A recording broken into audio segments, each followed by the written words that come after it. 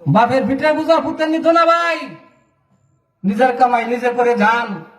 দুঃখ নিয়ে কথাগুলি বললাম, রাগ করছে না তো কেউ? রাগ করছে? আজকে এখানে মাদ্রাসা দুটা কথা বলে আমার মূল আলোচনায় চলে যাব। হযরত মুসা আলাইহিস সালাতু ওয়াস সালামের নাম আমরা শুনছি সকলেই। হযরত মুসা আলাইহিস সালাতু ওয়াস সালাম যখন দূর পর্বতে আল্লাহর সাথে কথা বলতে যাইতেছিলেন, এমন সময় দেখেন একটা কবরের মধ্যে ভীষণ আযাব হইতেছে, ভীষণ আযাব। মুসা আলাইহিস সালাম দেখিয়া দূর পর্বতে আল্লাহর সাথে কথা বলে যখন আবার ওই রাস্তা দিয়ে আসতেছেন, আয়েশা দেখে এই কবরটার মধ্যে আর আযাব নাই, জান্নাতের বাগান হয়ে গেছে। সুবহানাল্লাহ। মুসা আলাইহিস সালাম বলতেছেন, আল্লাহ,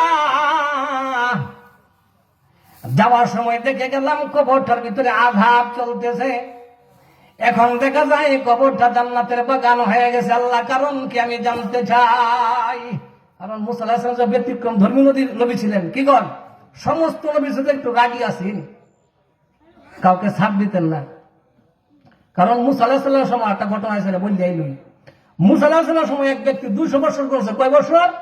200 বছর গুনাহ করছে। কথা বুঝতেছেন তো? মুসা আলাইহিস সালামের জানাই ওই ব্যক্তিটা 200 বছর গুনাহ করছে, গুনাহ করার পরে লোকটা মারা গেছে।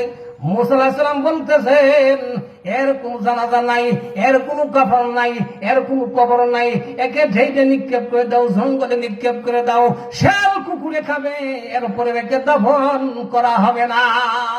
আল্লাহ রাব্বুল আলামিন ঘোষণা দিয়েছেন, হে মুসা, 200 বছর লোকটাকে আমি খাওয়াইছি। কয়শো বছর? লোকটা 200 বছর আমি লোকটাকে খাওয়াইছি। তুমি নিজ হাতে তাকে গোসল করাইবা, নিজ হাতে তাকে তুমি কবরে শোয়াইবা, নিজ হাতে তার তুমি জানাজা ভরাইয়া তাকে কবরে দাফন করে দিবা। মুসা আলাইহিস সালাম বলেন, আল্লাহ দিলাম, কিন্তু 200 বছরের গুনাহ কেমন করে মাফ হইল আমি মুসা জানতে চাই। আল্লাহ রাব্বুল আলামিন বলেন, হে মুসা, তুমি একদিন বয়ান দিতেছিলা, এই বয়ানের মধ্যে আমার হাবিবের নাম বলেছিলা, এই নামের উপরে একটা সুমা খাইছিন, একটা সুমা খাওয়ার কারণে তার 200 বছরের গুনাহ আমি মাফ করে দিলাম। সুবহানাল্লাহ। হে বন্ধু, আমরা মুসা নবীর উম্মত না, আমরা হইল নবীর উম্মত, ঠিক কিনা? মুসা আলাইহিস সালামের জামানার উম্মত হইয়া যদি 200 বছরের গুনাহ মাফ হয়ে যাইতে পারে, আর আমরা হইলাম দয়ার নবীর উম্মত, ঠিক কিনা?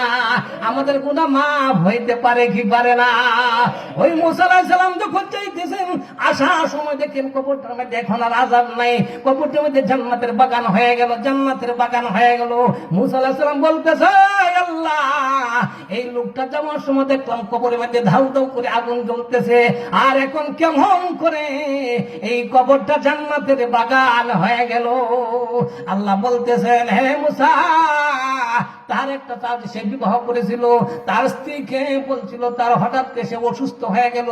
যখন অসুস্থ হয়ে যায়, সে তার স্ত্রীকে বলতেছে, ও স্ত্রী, মনে হয় আমি পৃথিবীর জমিনে বাঁচবো না, মনে হয় আমি চলে যাইব, আমি মনে হয় থাকবো না। তোমার গর্ভে যে সন্তান আমার আসছে, সন্তানটা ছেলে হোক মেয়ে হোক, যদি ভূমিষ্ঠ হয়, এই সন্তানকে তুমি মাদ্রাসায় পড়াইবা, মাদ্রাসায় কওমি মাদ্রাসায় ভর্তি করে দিবা।